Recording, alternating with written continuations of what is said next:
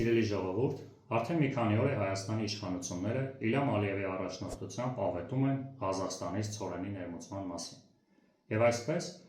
նախ բեռը Ադրբեջանի տարածքով անցնելու է Վրաստան և հետո նոր միայն ներմուծվի Հայաստան։ Արդյունքում խոսել ճանապարհների ապաշրջափակման մասին անիմաստ է։ Այնպես ինչպես եվրոպական բազմաթիվ երկրներից ապրանքները Թուրքիայի միջոցով անցնում են դեպի Վրաստան, նոր միայն ներմուծվում Հայաստան։ Իրականում սա Իլհամ Ալիևի կողմից հերթական PR քայլն է ուղղված աշխարհին,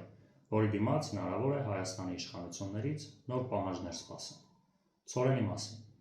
Ընդհանրապես Հայաստանում ցորենի ինքնաբավությունը կազմում է մոտ 25%, այսինքն 25%-ը արտադրվում է Հայաստանում, իսկ 75%-ը ներմուծվում է։ Մինչև Արցախի կորուստը ցորենի մոտ 10-ից 15%-ը ներմուծվում էր Արցախից, և հիմա ցորենի ներմուծումից կախվածությունը ավելացել է։ Արցախցիները մոտ 9 ամիս հրաժարվեցին հացից ադրբեջանական վայրագությունների պատճառով, և հիմա Հայաստանի իշխանությունները փորձում են հացահատիկի խնդիրը լուծել Ադրբեջանի տարածքով։ Ընդհանրապես ավելորդ է խոսել սննդի անվտանգության, լոգիստիկ և այլ ռիսկերից, որոնք կարող են տեղի ունենալ Ադրբեջանի տարածքում, որոնց նկատմամբ Հայաստանի իշխանությունների ազդեցությունը լինելու է 0։ Խաղաղությունը և ճանապարհների ապաշրջափակումը այլընտրանք չունի, բայց նախ այլընտրանք չունի գործող իշխանության հեռացումը և արժանապատիվ և հայանպաստ իշխանության ձևավորումը։